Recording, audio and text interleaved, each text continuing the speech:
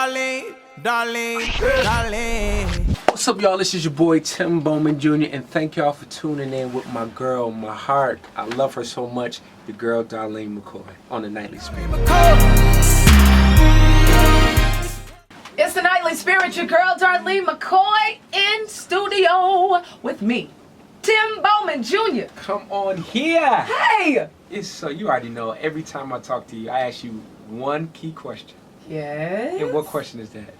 When are we getting a record? A record. You're waiting This on a didn't record. turn into my interview of you. Oh my God. But y'all, anyways, I love can't this wait. woman. I love this I woman can't wait. so much. You're gonna be the first one to get my record. Come on too. here. I promise you, Tim is gonna get my record.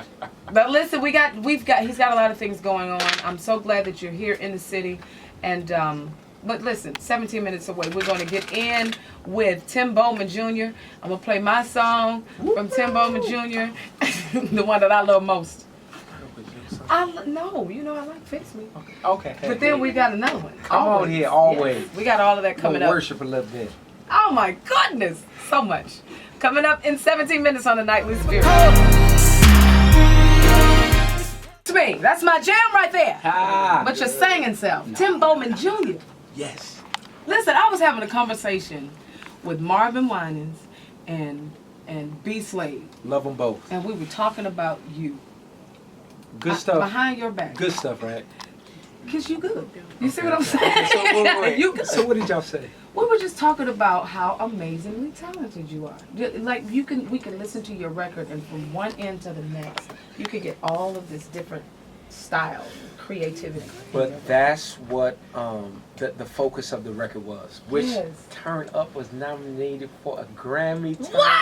Turn Up. That's what I'm talking about. You didn't even understand. I was sitting vacationing with my wife. We were in Greece. Right. And EJ Gaines, shout out Motown Gospel, called me and said, bruh, congratulations. And I flipped out. Anyways. Oh, you did. But that was the whole goal. And I really wanted to make music that was indicative of what I like to listen to. Right. I like rock. I like country. Yes. I like hardcore gospel. Right. I like contemporary gospel. Right. You know, I like all that stuff. So that's really what we put into the record. You sure did. And it's one of those things that this is the way to get into the ear gates of people that like what you like. People that like rock. People that like what you like. It's a new day. It That's used right. to be you play a single, you get a hit single, and everybody had to buy the whole record. Right. With iTunes, you get a 5-minute preview of the That's song, right. and people picking what they want. And if you are not strategic with your ministry and who you're going after, This you're is exactly irrelevant. right. So, But and I see it, especially with a record like yours. You have all of these different opportunities to market different ways. Do you see what I'm saying? I see what you're saying, girl. I see what you're saying. But that's the beauty of creativity. Yes. That's the beauty of being out of the box and having the same message. You know. Because the message doesn't change. That's right. But the gift wrapping does. But we have to be careful in changing the wrapping and the appearance of the message, that we don't water down the message. Right. So all that stuff is important to me, and you know that. I know it. I know it. I absolutely know it. And family, he's got a new song he wants to let you guys hear. And it's called Always. I'm going to play it for you in 15 minutes on the night. You went straight to worship. Straight to worship.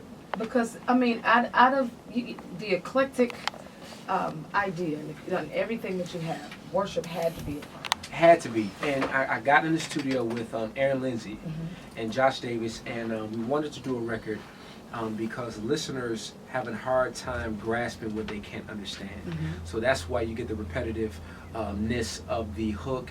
And we went in the studio and we were crying. We're grown men crying, worshiping.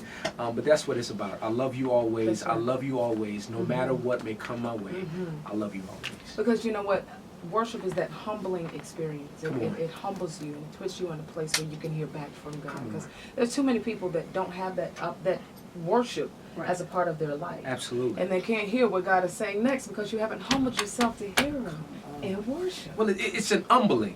That's right. It's not a humbling. It's an humbling. It's under humble. It's up under. It's up under. Let's get up under the humble. Come on, yeah. I love it. I love it.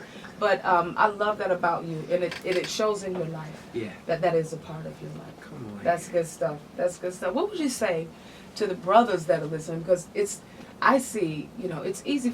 It's easier for a woman to just kind of break and go into worship, but some brothers is like, man, I ain't ready to cry like that. I think we need to redefine what it is to be a man. That's right. And I think with my testimony, I was a virgin when I got married, Right. and that's one of the stereotypes, including crying when we worship, that us as men, as believers, need to get away from. That's right. The Bible really doesn't say anything about men crying and worshiping. People, men and women, fell at the feet of Jesus and they praised and they worshiped. So as a man, I'm comfortable enough in my skin to say that I was a virgin, for instance, and I'm comfortable enough in my skin to just pour out and cry and worship, because God has been too good to us. He's been too good to my family, to everybody, listeners and all that stuff. So if you get those dumb stereotypes as men, and really know who you are and are comfortable in your skin, you really can open up yourself and be vulnerable to situations like worship. Wow. That's good. And you definitely have to do that, because I'm going back to my song, Fix Me. Uh-huh. How you gonna get fixed if you don't let him in there to fix you? Yes. You know that's my joint, right? That's my joint. Shout out to Twiggy Clark, who gave me the inspiration. But I told you my inspiration behind that. We focus too much on haters. Right. And outside people controlling our destiny. And I decided to flip that thing around and ask God to fix me. That's right. Search me, and if you find anything that's not like you, rip it out. That's right. The Bible says the steps of a good one are ordered. So don't say that anybody else, any outside factors have anything to do with my blessings. So fix me, work on me, and the rest is history. And the rest is history. Tim Bowman Jr. family on the Nightly Spirit with your girl, Darlene Mccoy. Just thank you for stopping by. I know you got all kind of stuff going on, but I appreciate you stopping by. Come on. And hanging out with us. Shout out to my wife. I love you, sweetheart. Hey, girl! Mwah. Listen, family, I've got your selfie session on the way in 15 minutes on the Nightly Spirit. On the nightly spirit.